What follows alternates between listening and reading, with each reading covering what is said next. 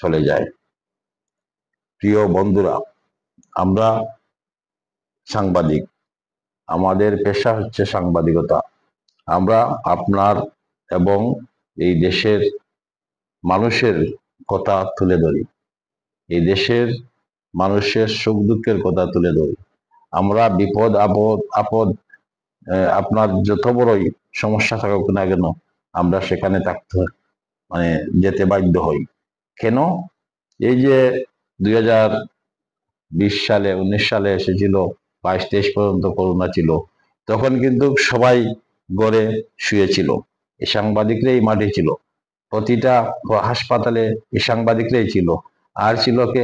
Police প্রশাসনের কর্মকর্তা।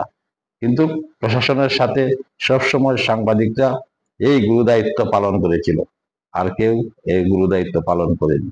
আর স্বেচ্ছাসেবক সেবী কিছু টিম নেমেছিল লাশ হস্তান্তর করার জন্য।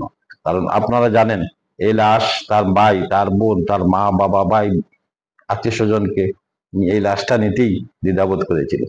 কিন্তু এই স্বেচ্ছাসেবী সেবক টিমে যারা ছিল, এরাই নিয়ে দাপন কাপন করেছে। আজকে এই সাংবাদিকরা এসব তুলে ধরেছে। প্রতিটা মুহূর্তে সাংবাদিকরা বিপদে সম্মুখে থেকে তাদের দায়িত্ব পালন করে আসছে। কিন্তু এই সাংবাদিকদের কি করা হচ্ছে? প্রতিটা মুহূর্তে মুহূর্তে অপমান, অপদস্থ এবং নির্যাতন চালানো হচ্ছে। আমাদের সাগররত্নীকে হত্যা করা হলো। আজকে এতদিন যাওয়ার পরেও এই কেয়ারটেকার সরকার আসলো, আসার পরেও কোনো বিচারের কোনো অগ্রগতি দেখা যাচ্ছে না।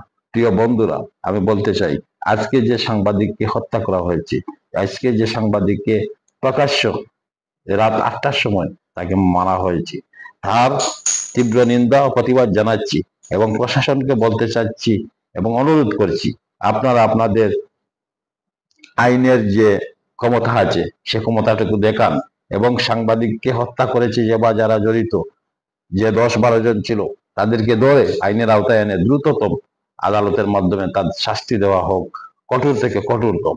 নতুবা সাংবাদিকরা আর বসে থাকবে না, সাংবাদিকরা জেগে উঠবে। আর সাংবাদিকরা যদি জেগে উঠে, তাহলে এই দেশের অনেক কিছু পিছিয়ে যাবে। আপনারা সেটা ভালো করে জানেন। সাংবাদিকরা মানবতা দেখায়, সাংবাদিকরা আহ সামাজিকতা দেখায়, সাংবাদিকরা আপনাদেরকে সম্মান দেখায়। সেই সম্মান দেখাতে গিয়ে সাংবাদিকরা প্রতিটা মুহূর্তে অপমান অপদস্থ হচ্ছে। আমি আপনাদেরকে বলবো, যারা রাজনীতি করেন, পলিটিক্স করেন, সচেতন মহলকে বলবো, আপনার